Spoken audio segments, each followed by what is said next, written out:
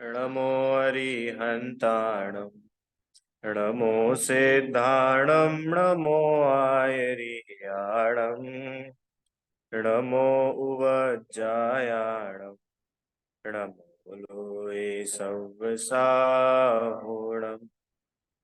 मोक्षमार्गस्य नेतारं वेत्तारं कर्मभूभृतां ज्ञातारं विश्वतत्त्वानां वंदे तद्गुणलब्धये।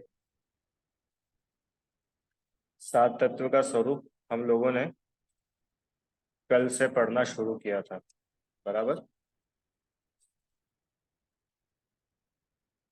दिख रहा है आपको ना इसमें? नहीं नहीं,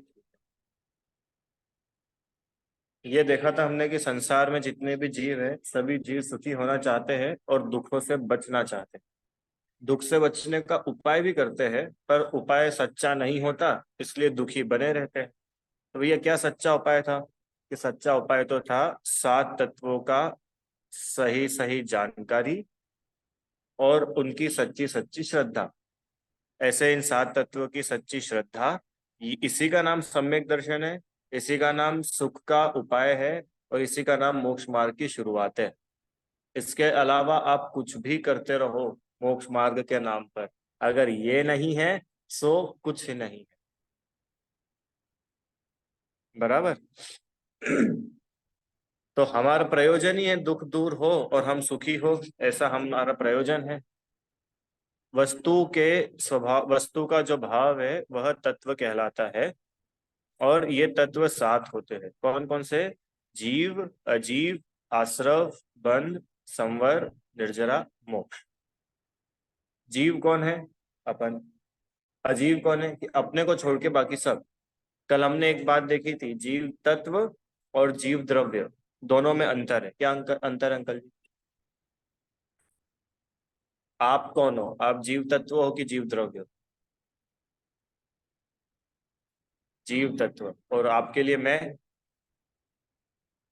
हाँ, जीव द्रव्य। है ना? जीव द्रव्य मतलब मुझे छोड़ करके इस विश्व में जितने जीव हो वो सब जीव द्रव्य हो। तो सामान्य जीवों की बात है, पर जब यहाँ पर हमारे प्रयोजन की बात हो रही है तो हमारे लिए तो हम ही प्रयोजन भूत है। तत्व एक ही है। तत्व एक ही है, बस वो भी मैं। बाकी सब यूं बोले तो हमारे लिए जीव नहीं है, हमारे लिए तो मैं ही जीव हूं। आपको पता है सिद्ध भगवान भी, जब हम जीव तत्व की बात करेंगे तो बताओ सिद्ध भगवान जीव तत्व है कि नहीं? नहीं है। अरिहंत भगवान भी नहीं है। क्यों? तो जीव द्रव्य हो सकते हैं, उनमें ज्ञान दर्शन पाए जाते हैं। मतलब मेरे बाहर जो कुछ है वो सब मेरे लिए अजीब है और मेरा सुख मुझ में से है। यहाँ से कुछ समझ में आया? सिद्ध भगवान में से हमें सुख नहीं मिल सकता।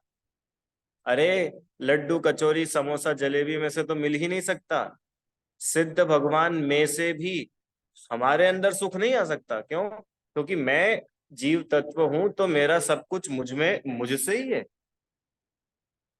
समझ में आ रहा है कि नहीं? है ना? ये कल अपन लोगों ने लिया था विषय, आज थोड़ा सा अपन आगे चलेंगे। मुख्य रूप से तो जीव। हाँ हाँ हाँ, तो मान्य है ना। अरे बहुत पूज्य है, भगवान है वो, ऐसा नहीं है कि वे भगवान नहीं है, पूज्य है। पर वे पूज्य है किसके लिए? क्योंकि उन्होंने मुझे जीव बताया, इसलिए वे पूज्य है। उन्होंने हमें मोक्ष मार्ग बताया, उन्होंने हमें सुखी होने का रास्ता दिखाया, इसके लिए वे पूज्य है। अगर वे ये सब नहीं बताते तो अपन उनकी पूजा करते हैं क्या? आखिरी क्षण में छोड़ना है। हाँ, अल्टीमेट तो यही है कि सिर्फ एक मैं ही रह जाऊं। ये अल्टीमेट है बिल्कुल। जीव तत्व। सामान्य से तत्व दो है, जीव और अजीव, और बाकी बाकी जो पांच है वो सब इन्हीं के विशेष है। वो अपन ने कल देखे थे कैसे कि जो जीव है वो तो अपन सब अपन मैं और मुझे छोड़ करके बाकी सब क्या है संदीप भैया? अजीब।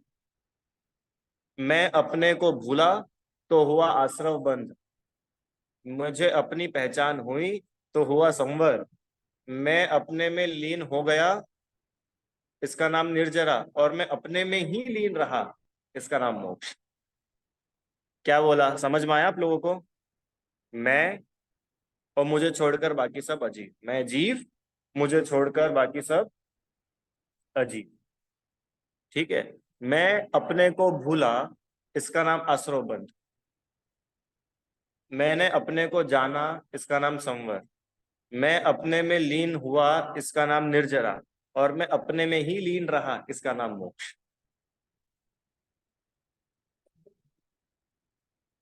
आश्रव बंद आ गए ना, दोनों एक ही में, आश्रव बंद एक ही में आ गए। आत्मा को भूलना ही आश्रव बंद है, क्योंकि जीव अपने को भूल करके ही तो पाप करता है। शुभ अशुभ भाव क्या है? आत्मा को भूलना ही शुभ अशुभ भाव है, और आत्मलीनता ये शुद्ध भाव है। ठीक है। अब ये द्रव्य आश्रव, भाव आश्रव, द्रव्य बंध, भाव बंध, ये अपन ने कल देखे थे। द्रव्य मतलब जहां कर्म की सापेक्षता से चर्चा की जाए, कर्मों के आधार से जब तत्वों को बताया जाए तो वो द्रव्य। आश्रव बंध संवर निर्जरा, कर्मों का आना द्रव्य आश्रव, कर्मों का आकर के बंध जाना रुक जाना द्रव्य बंध, कर्मों का आना रुक जाना द्रव्य संवर, कर्म आए, जो आए हुए कर्म है अब वे खिर रहे हैं, कर्मों का एक देश खिरना वो द्रव्य निर्जरा, और पूर्ण रूप से कर्मों का खिर जाना वो द्रव्य मोक्ष। तो ये तो कर्मों की बात हुई। आत्मा की बताओ कि शुभ अशुभ भावों की उत्पत्ति आश्रव, शुभ अशुभ भावों का बने रहना बंध, शुद्ध भावों की उत्पत्ति संवर, शुद्ध भावों की वृद्धि निर्जरा, और शुद्ध भावों की पूर्णता मोक्ष। ये सब फास्ट इसलिए ले रहा हूं क्योंकि कल ये अपन पढ़ चुके, अभी सिर्फ रिवाइज कर रहे हैं, आज का विषय नया है। अब आज मैंने ग्रुप में एक चार्ट भेजा था, आप लोग तो सब देख ही लेंगे, आप इसमें देख लीजिएगा। वो चार्ट ऐसा है, उसमें ये सातों तत्वों का स्वरूप, ये जो अपन ने पढ़ा ना, शुभ अशुभ भाव, ये शुभ अशुभ भावों को अपन आज थोड़ा सा समझेंगे। ये एग्जाम्पल तो आपने अधिकतर बहुत जगह देखा होगा, देखा है कि नहीं ऐसा वाला एग्जाम्पल? नाव वाला एग्जाम्पल, अंकल सुना है नाव वाला एग्जाम्पल क्या है ये? सुना है। ये क्या है, एक एग्जाम्पल के थ्रू उन्होंने समझाया कि जैसे पानी में नाव है, बराबर, तो वो नाव पानी में चल रही है, तो अपन जो नाव में बैठे वो तो है अपन जीव, नाव हो गई अजीब। अब नाव में हो गया छेद, अनाया, तुम्हारी नाव जा रही है पानी में और उस नाव में छेद हो गया, तो अब क्या होगा उस नाव के अंदर? नाव में छेद हो गया तो पानी आएगा ना उसके अंदर, तो पानी भरना शुरू हो जाएगा। और नाव में अगर पानी भरना शुरू हुआ और वो पानी नाव में ठहर गया, रुक गया, अब क्या होगा कि नाव डूबेगी, नाव डूबेगी ना। तब अपने को डूबने से बचाना है तो क्या करो? पानी खाली करो। तो अपन ने पूरी मेहनत लगा के सारा का सारा पानी खाली कर दिया, और वो जो छेद हो गया था उधर से तो वापस से पानी आ रहा है। फिर क्या करा कि फिर डबल मेहनत से पानी खाली करा। तो ऐसे आप कब बच जाओगे?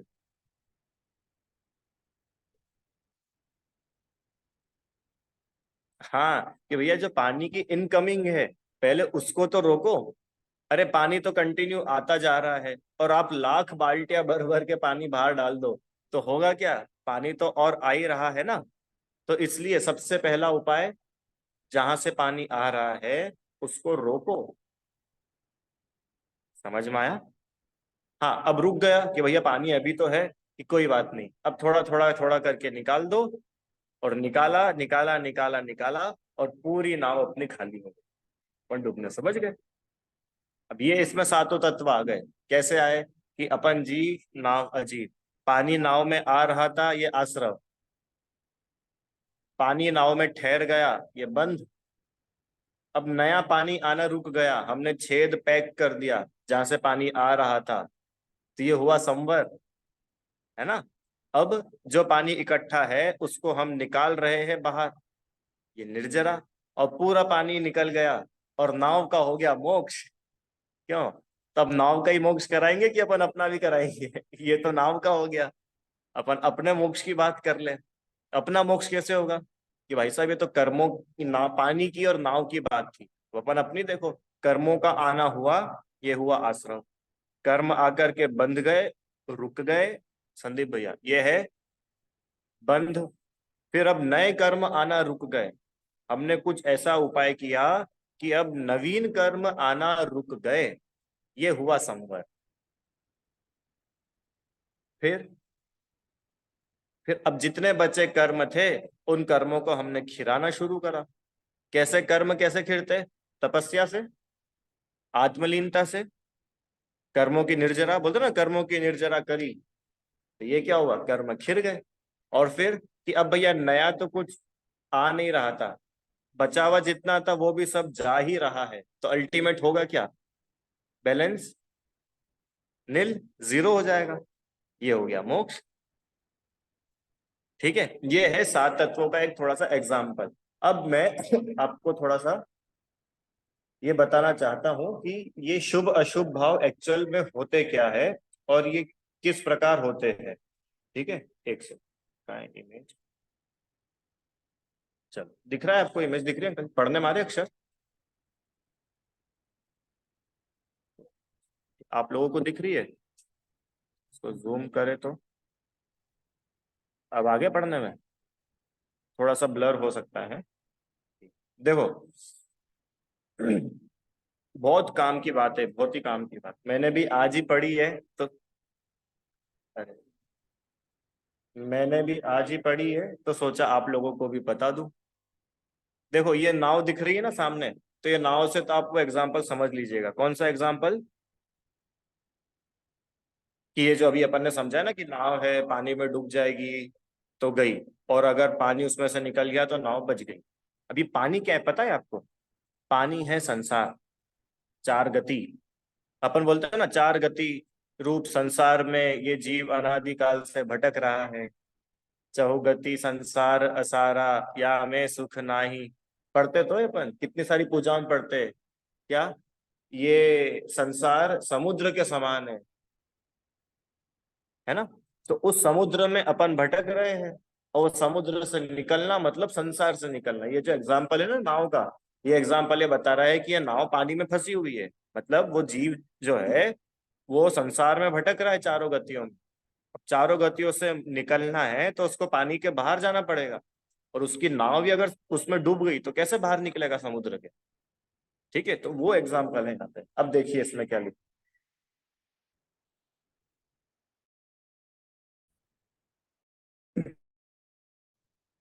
मात्र आत्मा के प्रयोजन से का फल है मोक्ष। एक लाइन में मोक्ष है अंकल जी, सात तत्व है ना, फाइनल क्या है, लास्ट मोक्ष। रीता आंटी, कैसे होता है मोक्ष? कि मात्र आत्मा के प्रयोजन से आप कुछ भी काम करो आपका मोक्ष हो जाएगा। कि क्या बात कर रहे हो? हाँ, आप भोजन करो आत्मा के प्रयोजन से आपका मोक्ष हो जाएगा। भोजन करने से मोक्ष?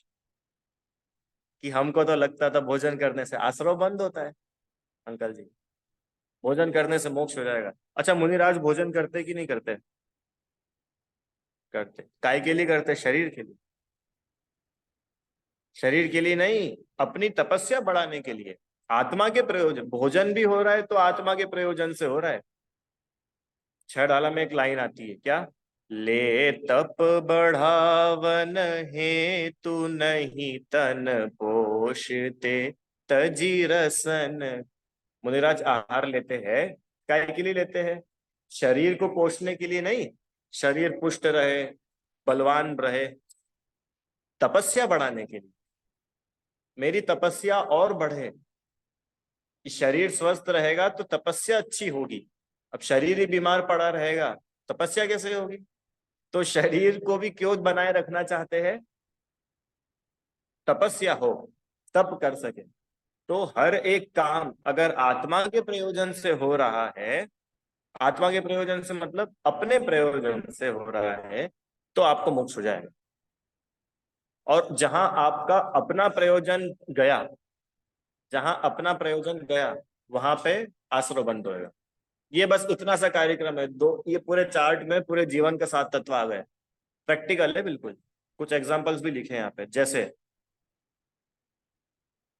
अपन एक एग्जांपल लो, पूजा कर रहे हैं, अगर वो पूजा हम आत्मा के प्रयोजन से कर रहे हैं तो हमारा मोक्ष हो जाएगा। और अगर वो पूजा हम आत्मा के प्रयोजन से ना करके प्रशंसा के लिए करें, कैसे प्रशंसा के लिए, हम बहुत बढ़िया पूजा करते हैं, बहुत अच्छी, मेरे से अच्छी कोई पूजा ही नहीं करता, अब ये आपका प्रयोजन आत्मा नहीं रहा, अपना प्रयोजन हो गया है अब प्रशंसा। अब क्या होगा कि काम तो आप कर रहे हो अच्छा, वहां प्रयोजन बदल जाने से आपको जो मोक्ष हो सकता था वो मोक्ष नहीं हुआ, अब क्या हो रहा है, आश्रव बंद हो रहा है। देखो इसमें, देखो समझ में आएगा। प्रशंसा और प्रशंसा नहीं मिली तो क्या आया, गुस्सा आ गया। प्रशंसा चाहते थे और अच्छी प्रशंसा मिल गई तो मान आ गया। प्रशंसा चाहते थे और किसी ने प्रशंसा नहीं करी तो मायाचारी करके अपना काम निकालने लगे हैं। कोई प्रशंसा करके चला गया तो और लालच करने लग गए, और प्रशंसा मिले और प्रशंसा मिले। तो ये एक एग्जाम्पल दिया, बिल्कुल बेसिक सा, कि अगर आप प्रशंसा चाह रहे हो तो उसके बदले में चार कषाय होंगी, और उन चारों कषाय के फल में चार गतियां होंगी। मैंने ग्रुप पर, आप फोन लाए हो क्या? हाँ, ग्रुप पे मैंने एक इमेज शेयर करी है, वो देख लीजिएगा। समझ में आया? अगर हमने प्रशंसा चाही काय के बदले में अंकल जी, कर तो रहे थे पूजा, कोई सा भी काम कर रहे थे और वो काम आत्मा के प्रयोजन से नहीं हुआ, वो काम इस प्रयोजन से नहीं हुआ कि आत्मा कितना महान है, इस महान आत्मा को बताने वाले भगवान कितने महान हैं, वो प्रयोजन तो कहीं नहीं रहा। और क्या प्रयोजन हो गया, उपवास किया, चलो मानो, उपवास का क्या प्रयोजन हो गया अपना, संदीप भैया, कि सब लोग तारीफ करेंगे, हमारा खूब नाम हो जाएगा, हम बहुत बड़े तपस्वी कहलाने लग जाएंगे। अब ये कषाय आ गई ना, तो जहां आत्मा एक तरफ रह गया और कषाय हावी हो गई तो वहां पर आश्रव बंद हो, चार गति रूप संसार खड़ा हो जाएगा। पिछले साल क्या करी प्रशंसा हाँ की। हाँ, मतलब ये चार प्रकार के कषाय पॉसिबल है, कोई सा भी आप देखो। अगला नीचे एग्जाम्पल लिखा है, धन, नौकरी, क्या लिखा है, स्वर्ग, परिवार, इनके लिए अगर हम काम कर रहे हैं तो पक्के में कषाय ही होंगी। और इनके लिए ना करके आत्मा के लिए आप काम कर रहे हो तो मोक्ष होगा। शायद जिससे क्रोध आए, ये चार फल होंगे, क्रोध, हाँ देखो, क्रोध का फल नरक गति, मान का फल मनुष्य गति, तिर्यंच का फल, प्रशंसा की जगह धन ले लेना। हाँ धन ले लो, तो धन चाहते थे, धन नहीं मिला तो क्रोध आ गया, धन चाहते थे और बहुत अधिक धन आ गया तो मान कषाय हो गई। मतलब धन के प्रयोजन से आप सारा का सारा काम करने लग गए। तो ये बता रहे कि अगर आप जॉब बिजनेस भी कर रहे हो और आत्मा के प्रयोजन से अगर कर रहे हो तो आपका मोक्ष हो जाएगा। नहीं समझ में आया? आत्मा के प्रयोजन से कैसे जॉब बिजनेस हो सकता है? काम करते हैं, दो दो दो पहलू हो। हाँ, एक तो आप आत्मा के प्रयोजन से करो, बाहर बाहर कोई भी काम। अरे अपन ये चलो क्लास पढ़ रहे हो कि नहीं आप लोग, की नींद आ गई, पढ़ रहे हो? हाँ, तो ये हम क्लास पढ़ रहे हैं, ये क्लास पढ़ना, अगर हम आत्मा के प्रयोजन से कक्षा पढ़ रहे हैं तो मोक्ष है। और अगर आत्मा का प्रयोजन नहीं है, और क्या प्रयोजन है, क्या प्रयोजन, कि देखो भैया बैठ जाओ, अब 8:30 से है, ठीक है चलो देखते हैं क्या होता है, चलो देख लेते हैं। यूं भी घर में बैठे बैठे बोर हो रहे थे, मैसेज आ गया तो अपन ने लिंक चालू करके देख ली। अभी आत्मा का प्रयोजन नहीं है, ये आश्रव बंध का कारण है। ये क्लास ही आपको मोक्ष ले जा सकती है, और यही क्लास आपको संसार में भटका सकती है। इससे कुछ समझ में आया? किसी काम को करने से मोक्ष होता हो ऐसा नहीं है। कल हम लोगों ने एग्जाम्पल देखा था 5 मुनिराज का, पांचों ही मुनिराज तपस्या कर रहे थे, उनमें से 3 मुनिराजों की तपस्या तो सीधी आत्मा के प्रयोजन से थी, तो उनका तो हो गया मोक्ष। और जो 2 मुनिराज थे उनका प्रयोजन डाइवर्ट हो गया। क्या क्या डाइवर्जन हो गया था? कि उनको अन्य मुनिराज के प्रति राग भाव आ गया था, प्रशस्त भाव आ गया था। उसके फल में क्या हो गया कि मोक्ष तो नहीं हुआ, आश्रव बंद हो गया। समझ में आया? मात्र आत्मा क्यों, पता है मात्र आत्मा क्यों लिखा? ऐसा लिख देते कि अरिहंत सिद्ध भगवान के प्रयोजन से काम करो तो मोक्ष हो जाता, कि भैया आत्मा सबसे बेस्ट है, अरिहंत सिद्ध भगवान से भी ज्यादा बेस्ट है आत्मा। क्यों? क्योंकि अरिहंत सिद्ध भगवान खुद भी तो आत्मा है। और अरिहंत सिद्ध भी, पता है क्यों अरिहंत सिद्ध बने? क्योंकि उन्होंने अपने को सबसे बेस्ट देखा, उन्होंने अपने को ही सबसे उत्कृष्ट जाना, माना, पहचाना, संदीप भैया, तो वो भगवान बन गए। और हम अगर अपने को सबसे उत्कृष्ट जानेंगे, मानेंगे, पहचानेंगे तो हम भी भगवान बनेंगे। तो इसका मतलब आप क्या बोल रहे हो, हम मंदिर आना बंद कर दे? कि हाँ, चाहते तो हम ऐसा ही है कि आप इतने वीतरागी हो जाओ कि मंदिर आने का राग भी ना रहे, पर अब उतने वीतराग तो अपने है नहीं। तो हमको मालूम है तुम मंदिर नहीं आओगे तो कहीं और जाओगे। जैसे आंटी समझ में आ रही कि नहीं बात? कि बात, काम जितने होंगे वो आत्मा के प्रयोजन से होना चाहिए। अच्छा, अब आत्मा के प्रयोजन से नहीं हो रहे, अपना उपयोग आत्मा में उतना विशेष स्थिर नहीं रहता है, तो आपको फिर हमने बोला शट आवश्यक करो, तो हमने आपको बोला सदाचार करो, तो हमने आपको बोला दान दो, दया करो, भक्ति करो, पूजा करो। क्यों? कि अशुभ से बचो और यहाँ पर लगो। क्यों लगो? क्योंकि यहाँ पे आपको एक एनवायरनमेंट मिलेगा, पर वो एनवायरनमेंट भी है आत्मा में ही लीन होने के लिए, वो एनवायरनमेंट यहाँ के लिए नहीं है। अगर इसमें भी अपना प्रयोजन बाहर की चीजें ही रह गई तो आश्रम बंद होगा। और यहाँ मंदिर में आके भी अपना प्रयोजन आत्म कल्याण रहा, तो ये मंदिर आना अपने लिए मोक्ष का कारण बन जाए। आप लोगों को समझ में आ रहा है कि नहीं संदीप भैया? मंदिर आने से संसार बढ़ता है कि मोक्ष बढ़ता है? खतरनाक क्वेश्चन आ गया। क्यों? मंदिर दर्शन करने जाने से बताइए, आश्रव बंद होता है कि मोक्ष होता है?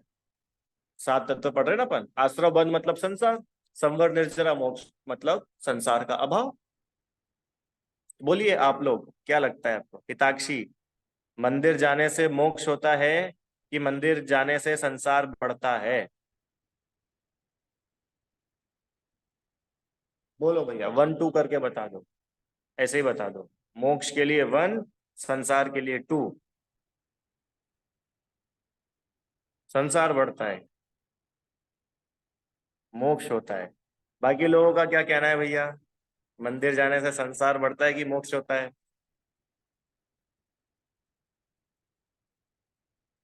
कि अगर मंदिर आकर के, यस, हमारा प्रयोजन अगर आत्म कल्याण है, आत्मा हमारा प्रयोजन है, तो मोक्ष होता है। और मंदिर आकर के हमारा प्रयोजन आत्मा नहीं है, मंदिर आकर के हमारा प्रयोजन है दिखावा, तारीफ लूटना, सबकी नजरों में अच्छा बने रहना। ये भी धर्मात्मा है, आजकल के बच्चे तो न जाने क्या क्या करते हैं, ये बच्चा बहुत अच्छा है। ये प्रशंसा सुनने का अगर अपने अंदर इच्छा है तो मान के चलना, आपका मंदिर आना भी संसार बढ़ाएगा। ये साथ तो बता रहे अपने को, कितना सीधा सीधा है, कितना सिस्टमेटिक चार्ट है ये। देखिए क्या लिखा है, हमारा परिवार बना रहे, स्वर्ग मिल जाए तो बहुत अच्छा, हम दो और हमारे दो, बाकी अपने को क्या मतलब दुनियादारी से। ये सब बता रहा है आपकी ऐसी थिंकिंग कि आप संसार की तरफ जा रहे हैं। कुल मिलाकर के आत्मा को छोड़ करके जितनी भी दृष्टि बाहर जाएगी, वहां राग द्वेष खड़े होंगे। और जहां राग द्वेष है, रीता आंटी, वहां कषाय है। और जहां कषाय है, वहां चारों गतियां है। ये अपन जब 4 गति पढ़ा था, जब अपन ने देखा था ना, मान कषाय करने से कौन सी गति मिलती है, क्रोध कषाय करने से नरक गति, मायाचारी करने से तिर्यंच गति, लोभ करने से ये स्वर्ग आदि देव गति। ये चारों कषाय उसमें कारण है।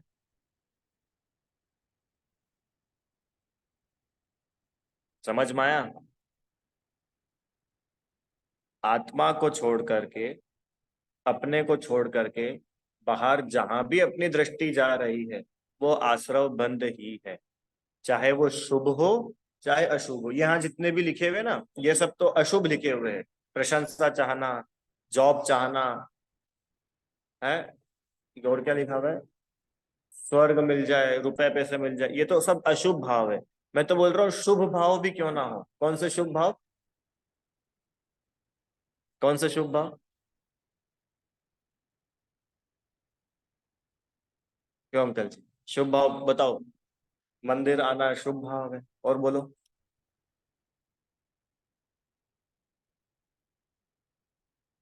बोलो। दान, पूजा, छह आवश्यक, ये सब शुभ भाव है ना, पुण्य बंध के कारण है ना। तो पुण्य बंध के ही तो कारण है, मोक्ष के कारण का है। तो पुण्य बंध, वो तो आश्रव बंध, वो तो कर्म का ही हुआ। इसका मतलब, इसका मतलब ये है कि जैसे आप पाप को बुरा जान करके छोड़ते हो ना, ऐसे ही पुण्य को भी बुरा जानो, क्योंकि पुण्य भी आश्रव बंध का ही एक हिस्सा है। तो भैया फिर अब क्या करें हम, कि वीतरागता का लक्ष्य करो।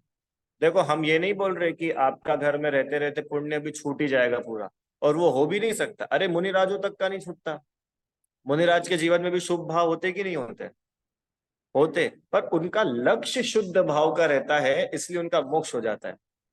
और हमारे साथ क्या समस्या हो जाती है, कि हम पाप को तो बुरा जान करके छोड़ देते हैं और पुण्य को भला जान करके रखना चाहते हैं। अब जब तुमने पुण्य को ही भला जान लिया, चाह लिया, मान लिया, तो अब तुमको मोक्ष से तो कोई मतलब ही नहीं रहा, क्योंकि तुम तो पुण्य में सेटिस्फाई हो ना। पुण्य हो, बढ़िया, अपने को क्या चाहिए, दाल रोटी चलती रहे अपनी, और ज्यादा से ज्यादा हो तो गाड़ी अच्छी हो, और गर्मी बहुत लगती है भैया, अपने को तो सब बढ़िया मजे, घर में एसी लग गया है। तो तुम तो पुण्य में खुश हो गए, तुम तो इस शरीर में ही खुश हो गए।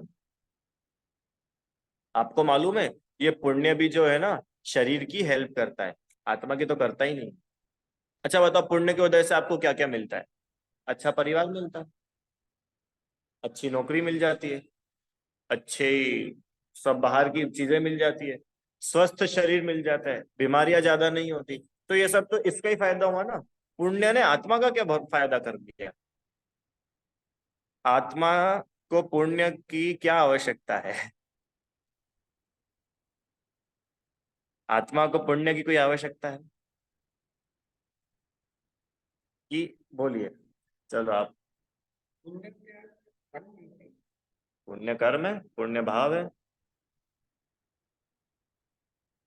एक मिनट, बोलिए।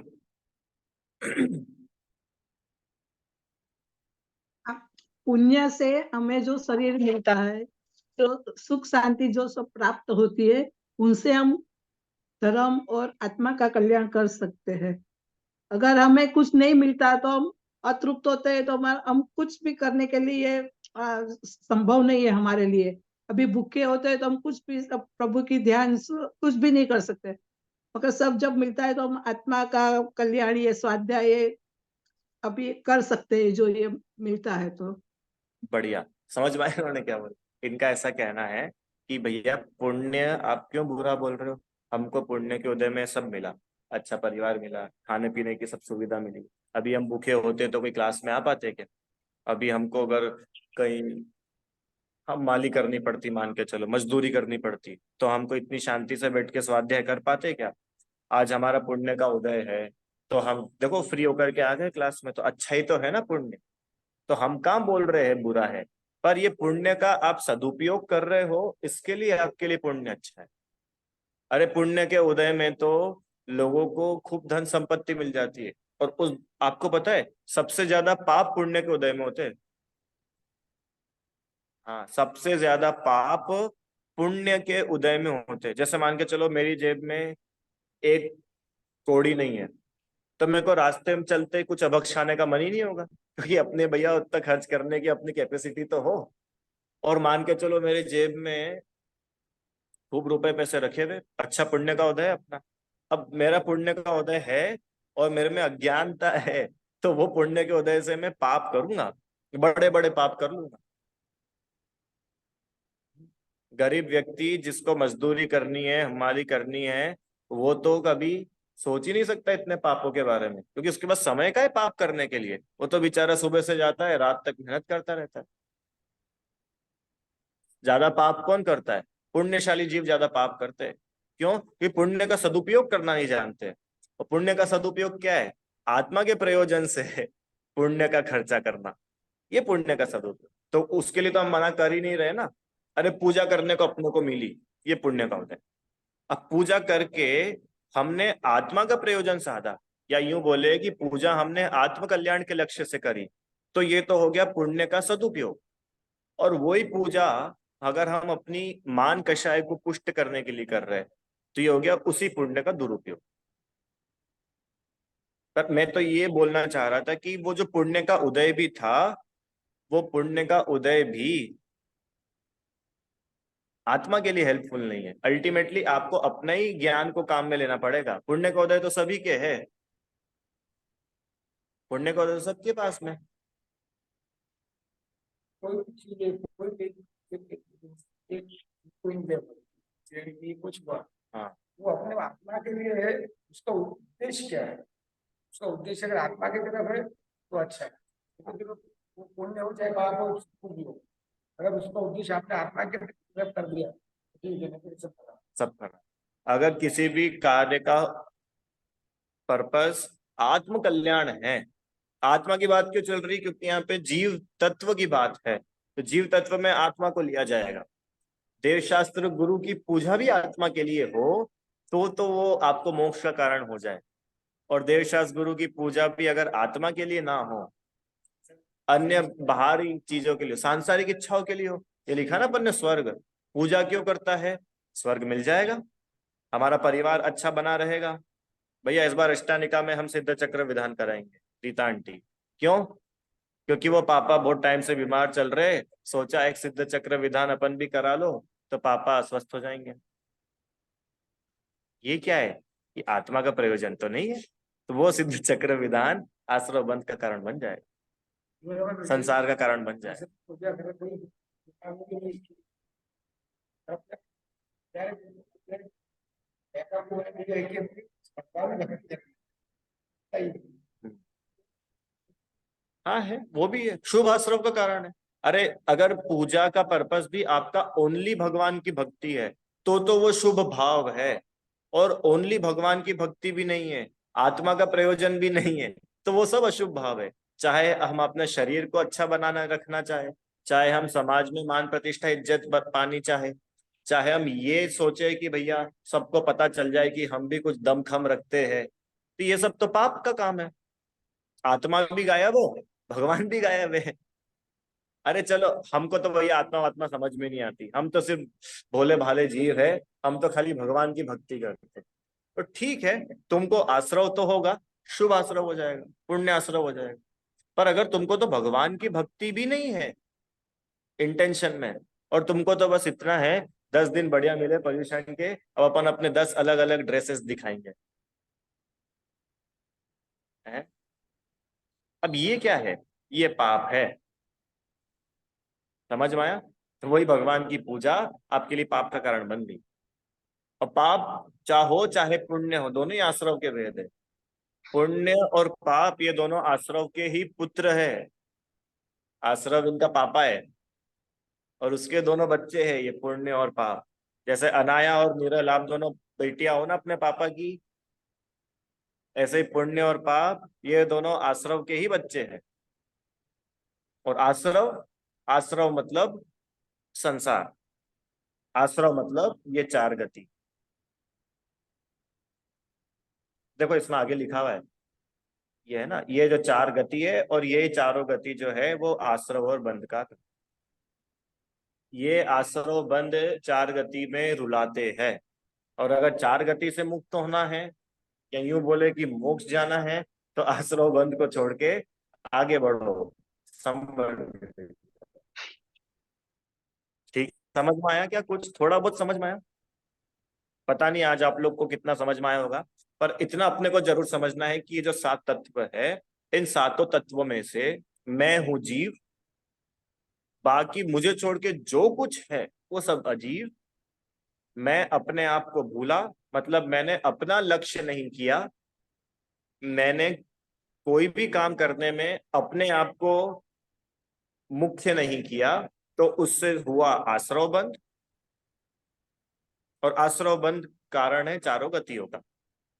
ठीक है, ये रास्ता समझ में आया? ये रूट, दो रास्ते जा रहे हैं, एक रास्ता जा रहा है मोक्ष का, एक रास्ता जा रहा है संसार का, और वो संसार फिर चार गति है, और मोक्ष, मोक्ष तो मोक्ष है। अब अपन यहाँ खड़े, अब अपन यहाँ खड़े हैं और हमने आश्रव बंध को अच्छा माना, आत्मा को अच्छा नहीं माना, तो ये चार गति में ले जाएगा।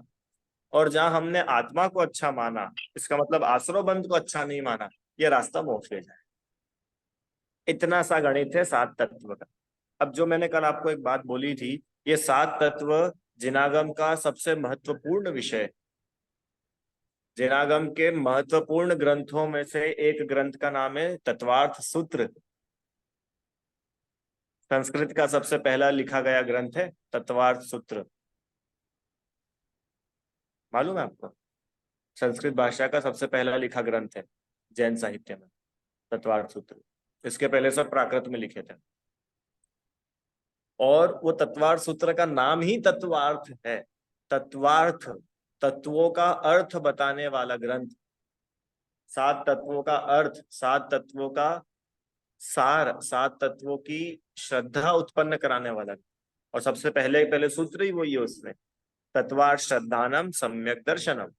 तत्वों के अर्थ का श्रद्धान, वो सम्यक दर्शन।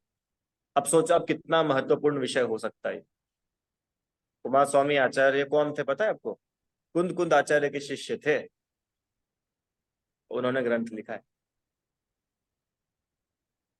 संदीप भैया देखो, अगर कुछ नहीं भी समझ में आ रहा है ना, तो अपने को एक बात समझनी, सुन लो भैया, सब लोग के लिए, सारे बच्चे बड़े सब, एक चीज अपने को समझने की चाहिए। क्या चीज समझने की चाहिए?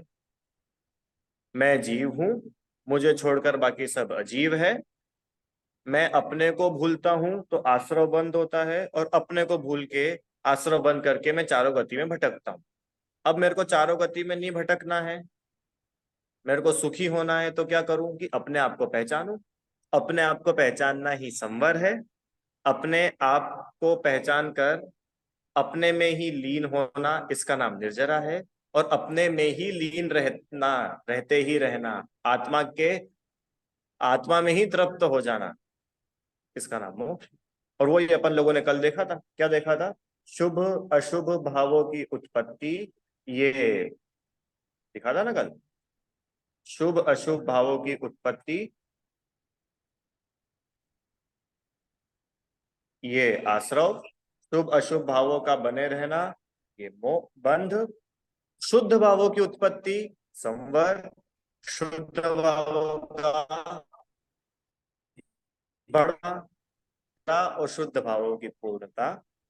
अब शुद्ध भाव मतलब, शुद्ध भाव मतलब, बोलो भाइयों बहनों, शुद्ध भाव मतलब वीतराग भाव, ना राग ना द्वेष, ऐसे वीतराग भाव वे कहलाते शुद्ध भाव। तो भैया फिर ये घर में रहते रहते कर सकते हैं क्या हम? हमको जंगल जाना बड़ा कठिन लगता है, कौन कपड़े उतारे, कौन ठंड गर्मी सहन करे। जब यही अपनी आत्मा में सब कुछ होना है, तो काहे के लिए जंगल जाना है? रीता आंटी, क्यों अपन केशनोच करे? बड़ी मुसीबत है। क्यों एक बार आहार ले? अपन तो दोनों टाइम बढ़िया मनपसंद भोजन करेंगे, सुबह दाल बाटी, शाम को आम का रस, अच्छा स्वादिष्ट, और आत्मा में शुद्ध भावों की उत्पत्ति करते जाएंगे, और एक दिन हमारा मोक्ष हो जाएगा। हो जाएगा कि नहीं हो जाएगा? कि ये आपका भ्रम है, कभी नहीं होगा। क्यों नहीं होगा? कि आपकी ये बातें बता रही है कि आपको वीतरागता थोड़ा ना अच्छी लग रही है, आपको तो राग द्वेष अच्छा। जो संवर निर्जरा, जो संवर निर्जरा, जो मुनि दशा मोक्ष का कारण है, वो मुनि दशा आपको खराब लग रही है। और ये घर परिवार, ये कुटुंबी, साथी, रिश्तेदार, रुपया पैसा, जो संसार के कारण है, खाना पीना, ये अपने को अच्छा लग रहा है। अब जब ये अपने को अच्छा लग रहा है, इसका मतलब आपको तो शुभ अशुभ भावों में अच्छा पना लग रहा है। आत्मा में तो अच्छा पना है ही नहीं। और जहाँ शुभ शुभ भावों में अच्छा पना है, वो तो चार गति का कारण है, आश्रव बंध है, तो किसी कीमत पर मोक्ष नहीं हो सकता। तो भैया फिर हम मुनि बन जाएंगे तो मोक्ष हो जाएगा क्या? हम तैयार हैं, आपने हमको बहुत मोटिवेट किया, अब हम मुनि बन जाएंगे। संदीप भैया अब अपना मोक्ष हो जाएगा कि नहीं रिदम? कि सुनो, मुनि तो तुम बन गए, वीतराग भावों की उत्पत्ति हुई कि नहीं, वीतराग भावों की वृद्धि हुई कि नहीं, और वीतराग भावों की पूर्णता हुई कि नहीं? ठीक है, समझ में आया? क्या समझ में आया? क्या समझ में आया? कि आत्म कल्याण के लिए आत्म प्रयोजन, आत्मा के प्रयोजन पूर्वक किया गया कार्य ही मोक्ष का कारण है। और जहां आत्मा का प्रयोजन नहीं है, वो चाहे शुभ कार्य हो चाहे अशुभ कार्य हो, वो संसार का ही कारण है, चार गति रूप संसार का कारण है। ठीक है, चलो अब कोई प्रश्न हो आप लोग पूछो।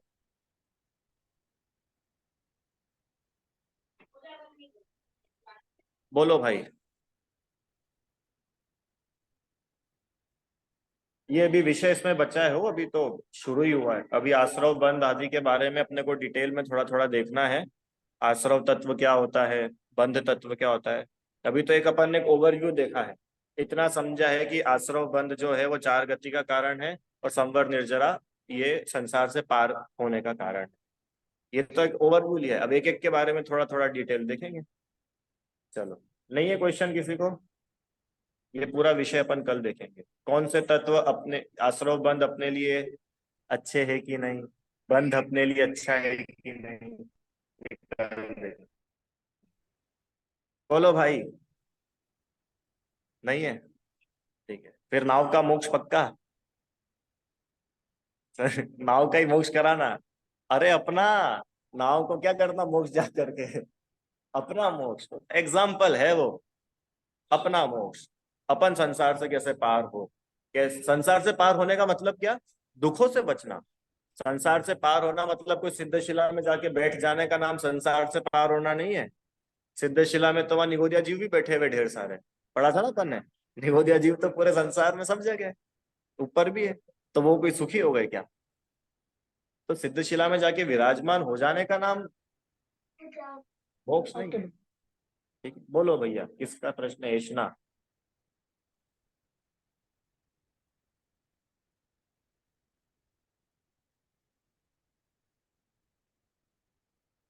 बोलिए। भैया जी, अगर मंदिर जाए तो मंदिर जाने से अपना मोक्ष हो सकता है? कौन जाए? अगर अगर मंदिर जाए तो हाँ मंदिर जाने से मोक्ष होता है? बिल्कुल 100% होता है। अरे मंदिर जाए बिना तो मोक्ष हो ही नहीं सकता।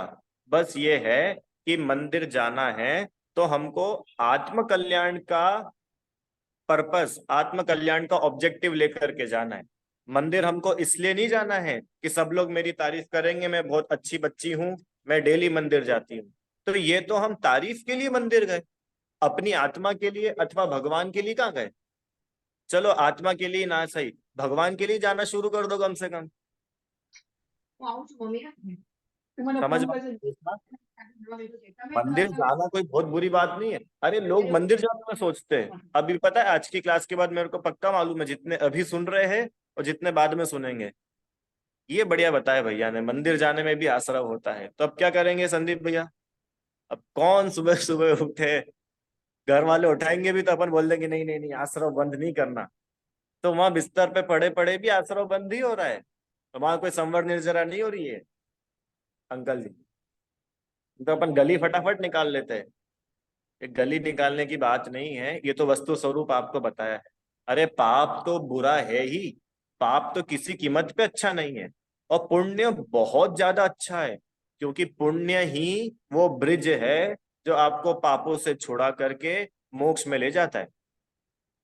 अब तुम वो ब्रिज को ही तोड़ दो, अब भगवान बन के बताओ तुम, वो तो ब्रिज है। इतना जरूर है, ये कक्षा इसलिए थी कि आप वो ब्रिज पर ही खड़े रहोगे तो उस पार कैसे जाओगे? तो पुण्य भी अगर हम कर रहे हैं, शुभ भाव भी अगर हम कर रहे हैं तो वे शुभ भाव भी शुद्ध भाव के लिए है, ऐसा अपना लक्ष्य होना चाहिए। ठीक है, कोई और प्रश्न हो तो पूछना भैया, मन में मत रख लेना, जो तुम गड़बड़ कर जाओगे। ठीक है, छुट्टी।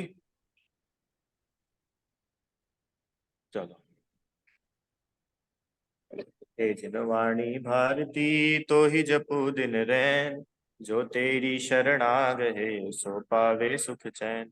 जा वाणी के ज्ञान से सूझे लोकालोक, सो वाणी मस्तक नमो सदा दे तो।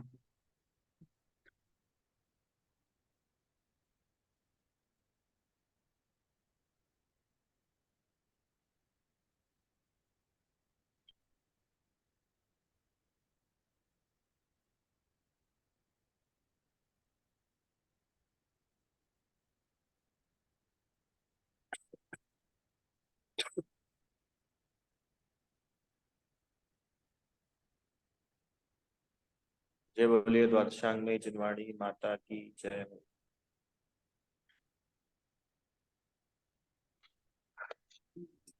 है क्या?